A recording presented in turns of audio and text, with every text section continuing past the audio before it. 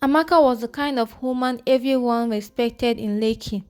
She was 34, beautiful in a calm and natural way, and had a sharp mind for business. Her boutique was doing well. She worked long hours, traveled to Aba and even to Turkey to buy quality clothes, and made sure her customers always left with a smile. Money was never her problem.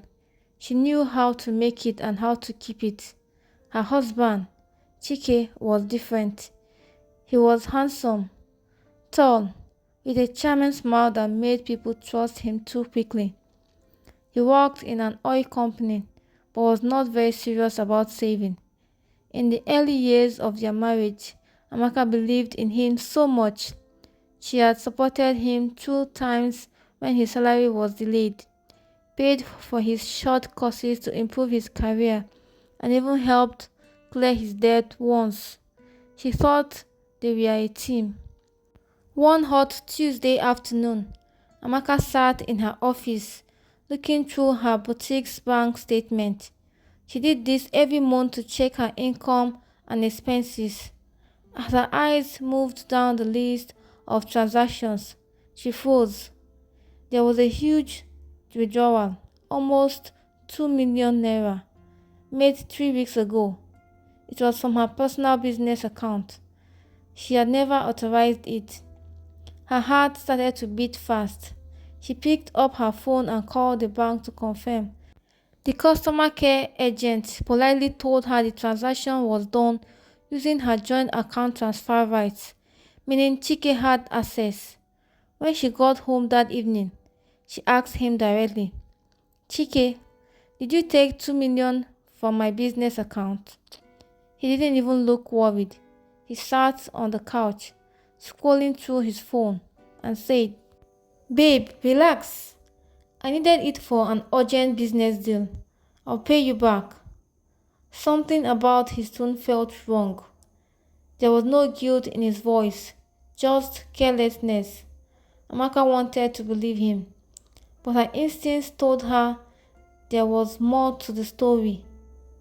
2 days later, while cleaning their bedroom, she noticed a crumpled envelope inside his wardrobe. It was a hotel booking receipt, Emirates Grand Hotel in Dubai. Her eyes widened. The date on the receipt matched the week Chike had told her he was out of town for a work project. She kept digging, and soon she found another receipt of 2 flight tickets of Dubai. The passengers' names read Mr. Chike Okonkwo and Miss Nnenna Obi. Amaka felt as if the floor had dropped from under her. Nina was not just any woman. She was the same lady Chike had once introduced to her as a friend from university.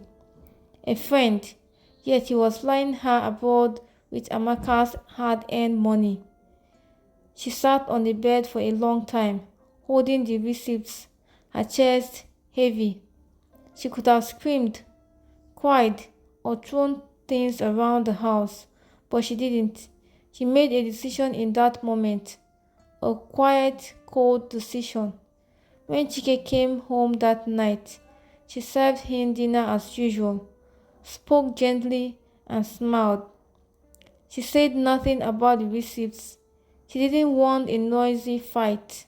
She wanted something better, her money back, every single kobo. That night, after he slept, she started her plan. She put all the receipts, flight details, hotel bills, and bank alerts into a neat brown folder.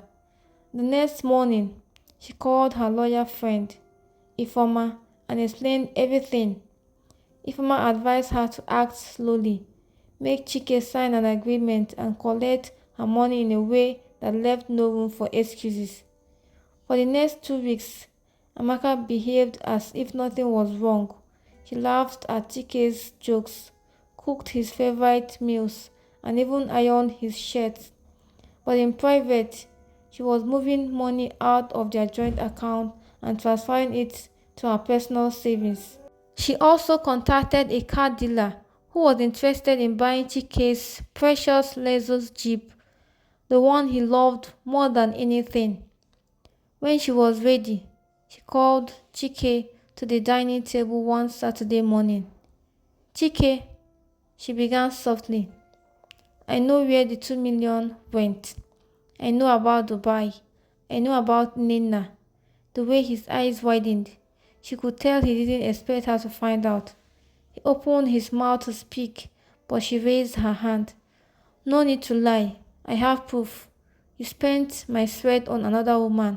You will pay me back every kobo, Chike, and you will sign here. She pushed the repayment agreement toward him. It stated that he owed her not just the 2 million, but every extra kobo he had spent from her account over the past year. It came to 3,500,000 naira. At first, he laughed like it was a joke. Amaka, you can't be serious. She didn't smile. If you refuse, I'll make sure your company sees the proof of what you were doing in Dubai. You know they value their image. Chike's face changed. Slowly, with trembling hands, he signed. From that day, Amaka became the manager of his finances. Each month, she took a large part of his salary. She sold the Lexus without asking him. She even took the gold wristwatch he had bought with her money and sold it to a jeweler. It took 7 months, but Chike finally paid back the last naira. The day he handed her the final cash, she smiled for the first time in months. Thank you, she said simply, and walked into her room. Later that evening, he found an envelope on the dining table. Inside were divorce papers. He had been preparing them all along. Chike stood there, breathing in shock, while Amaka packed her bags. She wasn't crying. She wasn't shouting. She was free. And every kobo she had worked for was back in her hands. Chike stood in the dining room, holding the divorce papers like they were burning his hands. Amaka, are you serious? You're ending this marriage just like that? He asked, his voice shaking. She zipped up her travel bag and looked him straight in the eyes. Just like that? No, Chike. You ended this marriage the day you used my sweat to fund another woman's holiday. I simply waited for my refund before closing the account. She picked up her bag and walked past him. Chike followed her to the door, trying to talk, but Amaka didn't stop. Outside, her mother, Mama Ijoma, was waiting in a taxi. When Amaka got in, Mama Ijoma gave her daughter a proud smile.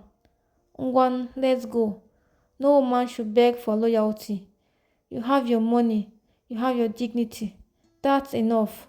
They drove away, leaving Chike standing at the gate like a man who had lost everything, because he had. In the weeks that followed, Chike's life began to unravel. Without Amaka's careful budgeting, his finances fell apart. The friends who had enjoyed his flashy lifestyle stopped answering his calls. Nena, the girlfriend he had taken to Dubai, disappeared the moment the money stopped flowing. He heard she was already with another man, one richer than him. At work, rumors about his Dubai trip began to spread. Someone had accidentally emailed the photos and receipts to his company's HR department. He was quietly removed from a big promotion list. His boss warned him that the company's image came first, and any more scandals would cost him his job. One evening, Chike sat alone in his small apartment. He had been forced to sell the big house to settle debts. As he scrolled through his phone, he saw pictures of Amaka on social media. She looked happier than ever, launching a new fashion line, surrounded by friends and even smiling beside her new SUV. She was moving forward, while he was stuck in regrets. Amaka's life took a brighter turn.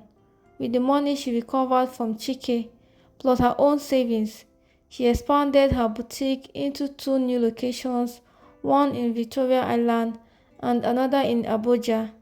Her designs started attracting celebrity clients. She also began to take better care of herself.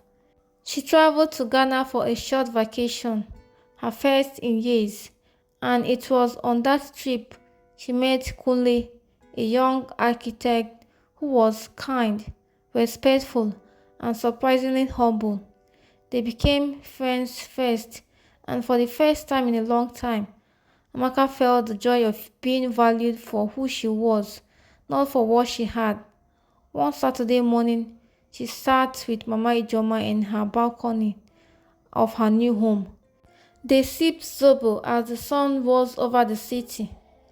Mama, Amaka said, smiling, I thought losing Chike would break me. But now I see. Sometimes God removes people so you can see your real worth. Mama Ijoma chuckled. My daughter, you didn't lose him.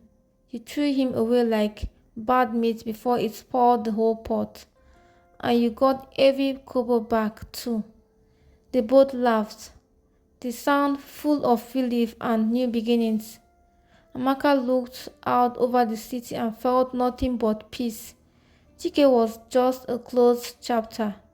Her life was wide open, full of possibilities. She had her freedom, her dignity, and her hard-earned money, and she wasn't going to let anyone take those from her again. Moral: trust is precious, but respect is priceless. And when someone spends your sweat on betrayal, don't just cry. Make them pay back every kobo.